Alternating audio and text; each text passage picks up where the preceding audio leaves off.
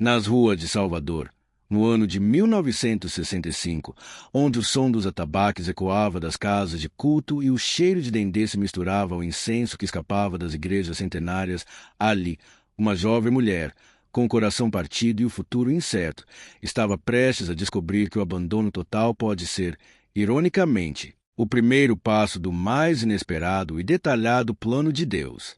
Imagine Lia, apenas 19 anos, grávida, sozinha e deixada à própria sorte no lugar mais temido da cidade. Você consegue conceber o terror de uma alma no limiar da noite, descobrindo que o beco sem saída, o fundo do poço, era na verdade a porta de entrada para um milagre, que o lugar que parecia ser seu castigo seria seu recomeço. Parece um enredo saído das páginas de Jorge Amado, mas essa história, com sua reviravolta de fé e providência, aconteceu de verdade, marcada pela mão de Deus nas ruas da Bahia há quase 60 anos. Antes que essa jornada de lágrimas e redenção nos leve pelas vielas do Pelourinho, já se inscreve no canal e deixa seu like, porque o final dessa história vai te provar que Deus jamais fecha uma porta sem abrir uma janela muito maior. E me conta aqui nos comentários, qual foi o momento em que você se sentiu mais perdido, mais abandonado, apenas para Deus te mostrar um abrigo inesperado? Essa história se desenrola na Salvador de 1965. Era a era de ouro da Tropicália, com a música de Caetano e Gil começando a ecoar, mas o Pelourinho daquela época não era o cartão postal colorido que conhecemos hoje. Era um labirinto de casarões antigos, descascados pela maresia, habitado por artistas, boêmios, capoeiristas, mas também pela pobreza extrema e pelo perigo que rondava as sombras das igrejas de ouro. No meio dessa realidade crua, estava Lia, uma jovem vinda do recôncavo, com os olhos da cor de mel e a inocência de quem cresceu ouvindo histórias ao pé do fogão a lenha. Ela havia chegado a Salvador há 3 meses, trazida por Antônio. Ele era mais velho, charmoso, trabalhava no porto e lhe prometeu o mundo, casamento na igreja, uma casa perto da praia, uma vida na cidade grande. Lia, apaixonada e já grávida de 4 meses, acreditou em cada palavra.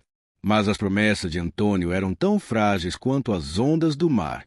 Numa tarde de terça-feira, ele pegou seu chapéu, deu um beijo em sua testa e disse que ia resolver uns papéis de um navio que havia chegado. As horas se transformaram em um dia, e o dia em um silêncio mortal. Antônio nunca mais voltou. Ele a deixou sozinha num quarto de pensão barato, abafado, com uma única mala pequena, algumas roupas e o dinheiro acabando. O abandono foi um golpe brutal, um silêncio ensurdecedor que esmagou seu espírito. Ela não estava apenas sozinha, estava grávida, sem família e com a vergonha de ter sido enganada pesando em seus ombros como as pedras daquela ladeira. Os dias que se seguiram foram um pesadelo. O pouco dinheiro que Antônio deixou secou como poça d'água no sol baiano. A dona da pensão, uma mulher de olhar duro que não se comovia com lágrimas, bateu em sua porta. Aqui não é casa de caridade, minha filha. Pegue suas coisas. Lia foi despejada. Ela se viu na rua, apenas com a roupa do corpo e a mala que continha todo o seu passado. Tentou encontrar trabalho. Bateu na porta de uma venda no mercado modelo, perguntando se precisavam de ajudante de cozinha. O homem olhou para sua barriga, que já começava a despontar, e riu com escárnio. Grávida, só se for para espantar cliente. Ande, ande. As portas se fechavam com violência. Uma mulher grávida e sozinha em 1965 era vista como uma pária, um símbolo de desonra. A fome começou a apertar. Não era mais um incômodo, era uma tortura de agulhadas no estômago. A tontura fazia-se apoiar nos casarões coloridos, e a vida dentro dela se mexeu, como se também cobrasse pelo alimento que não vinha. Ela dormiu a primeira noite no degrau de um casarão, abraçada à sua mala, tremendo de frio e de medo, ouvindo os sons da noite do Pelourinho, sons que a aterrorizavam. Foi na segunda noite de desamparo que Lia chegou ao seu limite absoluto. Uma chuva fina e fria começou a cair, típica do inverno soteropolitano, uma chuva que parecia penetrar os ossos. Molhada, exausta e faminta, ela se arrastou pela ladeira do Carmo. Ela não tinha mais para onde ir. Foi então que ela parou diante da imponente igreja de Nossa Senhora do Rosário dos Pretos. A igreja estava fechada, as portas maciças de madeira, impassíveis, frias como a pedra molhada em que ela pisava. Lia desabou ali, nos degraus. Ela desistiu. Ela não tinha mais forças para pedir por dinheiro, ou para que Antônio voltasse, ou por justiça. Sua oração foi um sussurro de pura entrega, uma rendição total. Com as mãos sobre o ventre e lágrimas quentes se misturando à chuva fria em seu rosto, ela clamou: Meu Deus, meu Senhor do bom fim, eu não aguento mais. Eu me entrego. Não lhe peço mais que traga Antônio. Eu não lhe peço por nada. Eu só lhe peço por misericórdia. Não por mim, Pai, mas por essa criança. Ela não tem culpa. Me dê um teto. Me dê um abrigo, nem que seja por uma noite. Não me deixe morrer aqui na sua porta. Enquanto Lia chorava, um som cortou o barulho da chuva. Não era um canto gregoriano. Não era um órgão de igreja. Era um som mundano, rítmico, constante. O som de trabalho. O tuk-tuk-tuk apressado de máquinas de costura. O som vinha de um casarão antigo, colado lateral da igreja. Um casarão que parecia tão abandonado quanto os outros, com as janelas escuras e a pintura gasta. Guiada por uma última centelha de intuição, aquela que só o desespero e a fé podem dar, Lia se levantou. Ela hesitou.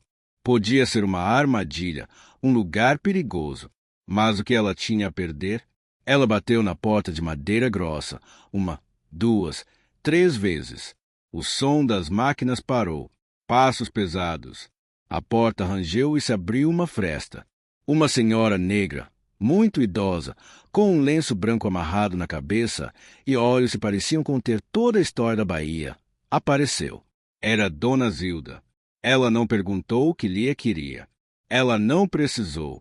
Ela viu a jovem molhada, grávida, no limite de suas forças. O rosto severo de Dona Zilda se suavizou. Entre, minha filha, ela disse, com uma voz rouca, mas incrivelmente acolhedora.